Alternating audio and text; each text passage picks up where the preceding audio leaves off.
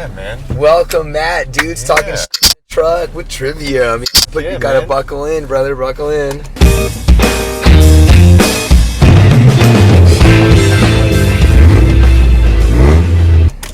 What's up?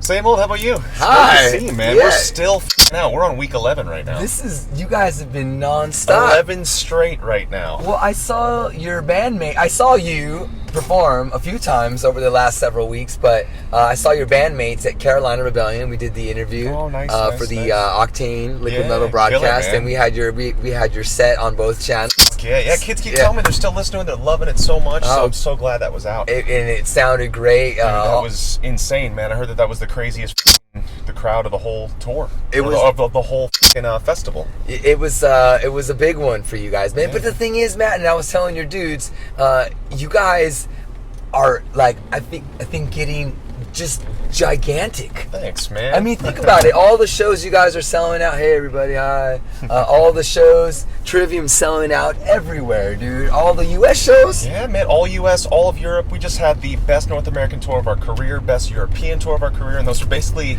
separated by like a week or two. And then this right now, like I said, we're week 11, so we just finished. Yeah, we just finished that European run for 7 weeks. It was Trivium, Code Orange, Power Trip, Venom Prison, and we had 2 days off and straight into this run. Power Trip, I saw them yesterday. Dude, they're unbelievable. I'm so happy. We had them on all 7 weeks of Europe. And how's Venom Prison, Matt? I've heard a lot of good things. So amazing. It's a female-fronted band, right? Female-fronted death metal band. Where are they from? They're from somewhere. Metal. They're from the UK. She's initially... she might have been born in Russia, but born in Russia, then moved to Germany, now the UK. Okay. Larissa is extremely talented. Band's amazing. It's like, think old school, like Cannibal Corpse Obituary mixed in with like 90s era black metal, but then they have their own groove of now. Nice. Well, yeah, you guys had a nice little mix out there, man. And I was talking to a promoter, Matt. Mm-hmm. Some dude, he puts on events and festivals and all this stuff, and we were talking about, like, you know, the metal bands, you know, that are going to be the ones that are going to be headlining. Go ahead, brother. And I was talking about, dude, Trivium. Trivium. So much, and then he was like, you know what?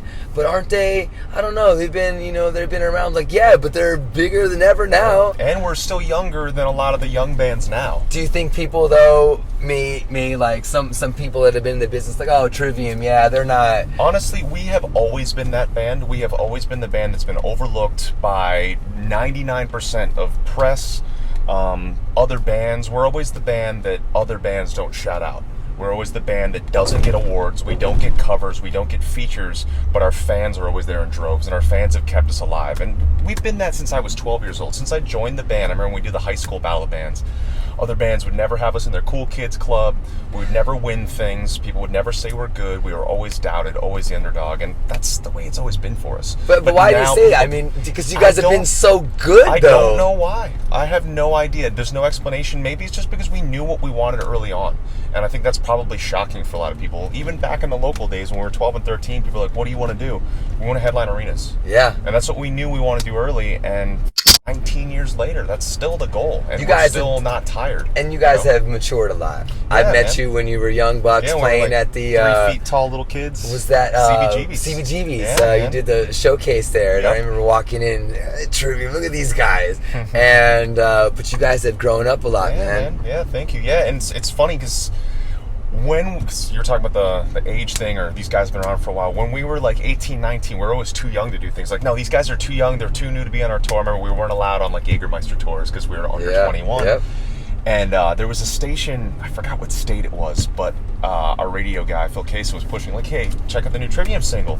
And the guy's like, man, aren't these guys all in their, like, 50s now? And he's like, what are you talking about? He's like, these dudes, like, just turned 30.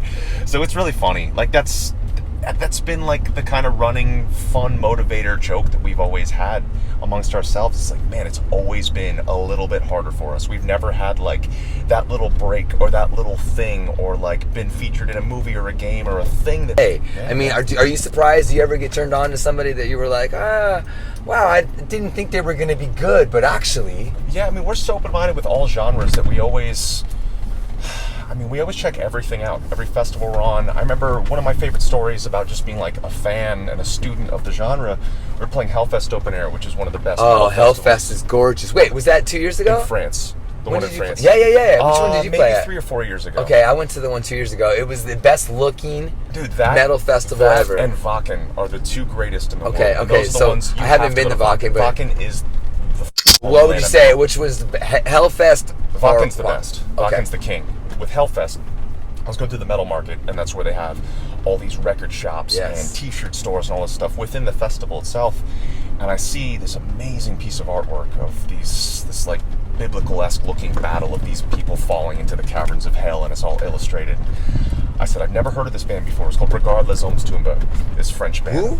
Who? Regard les Hommes Tombes. It looks like Regard les Hommes Tombes. So I see this art. I've never heard the band before. I'm like, I have a feeling it's going to be good. So I buy the record, I buy the CD, buy the shirt, buy their patches, buy their stickers. Wow, before you even heard it. I listened to it. Too. I listened to it. Unbelievable. This doomy, heavy black metal band from France. Fell in love with it, started tweeting about them nonstop. Then they hit me up, sent me some more merch. And we got in touch with the artists, and now they've done like 15 shirts for us. The artist that did that record art. Oh, wow. We had them out at our France show. So it's about cultivating and growing the scenes and growing everything. Even though we're not a black metal band, and we're not a hardcore band, or we're not just a metal band. It's about supporting everything and bringing everyone up together. Something that's culturally loved and culturally significant, I'll do it. What's the craziest shit? The thing that I didn't like, Monkey Brains, remember Indiana Jones? I haven't tried that yet. The thing that I didn't like that I will probably try again was actually in Japan. And Japan has an entire style of food called getemono. And getemono means ugly food. So that's like the scary shit. And one of the pieces of getemono I tried was raw squid, which I've had. Raw squid marinated and fermented in old squid guts. Oh! Yeah, covered in kimchi sauce. And the only way I can describe it is it tasted like what I imagine licking the inside of a whale's blowhole would taste like. It was nasty. Why would you eat that, though? Just because to try it and say you ate it? Well, I was at a restaurant. I didn't want to try weird stuff. I was like, I'll just try whatever. That's not weird, dude. My friend ordered it, and I was like, oh, this isn't good. He's like, you don't like this? Yeah. Well, one of the classic Japanese breakfast dishes is called natto. And natto is fermented beans. And when you pull one of the beans off the pile, it's this film of mucus that just goes on and on and on. As a kid, I hated it.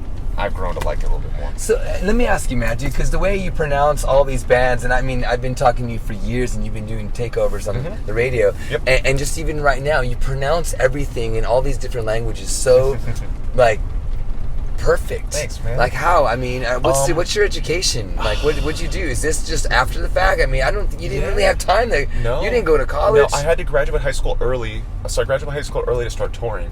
When did you graduate high school? My year was 04, but I graduated in 03. So I was able to kind of graduate half a year early because I had good grades. I was going to go to college. I started college early, and then the God Forbid tour came up. And I asked my parents, I'm like, hey, we just got this offer for a tour. It's God Forbid, Scars of Tomorrow, and Trivium and All That Remains co-flip-flopping the first and second slots. Nice. And so we heard that was the offer. I asked my parents, they're like, you should go on tour. You can always go back to school. And I've been on tour ever since I've been out. Wow. But yeah, to speak about the culture stuff, I feel like, how'd you learn all this? I feel like us touring bands are so fortunate that we get to go to all these places, even in the States. We get to go all these cities we've never been, but then we get to go all these countries we've never been.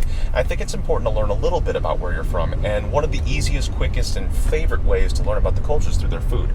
So every country we've ever been to, we always make sure we eat what the people ate. We eat what their grandmas made them, We eat grandma food is what I like to call it, and learn about the culture through there. Yeah, but how do you learn how to say all that? So every country we go to, I make sure I learn how to speak the stage lingo. I learn the language. I could do 5 to 15 words, maybe 15 to 20 languages. Wow. So it's not conversational, but I make sure that when I'm somewhere... 15 to 20 languages. Yeah, so I make sure when I'm somewhere that I'm respecting the culture that I'm in, that I'm able to give them a couple words.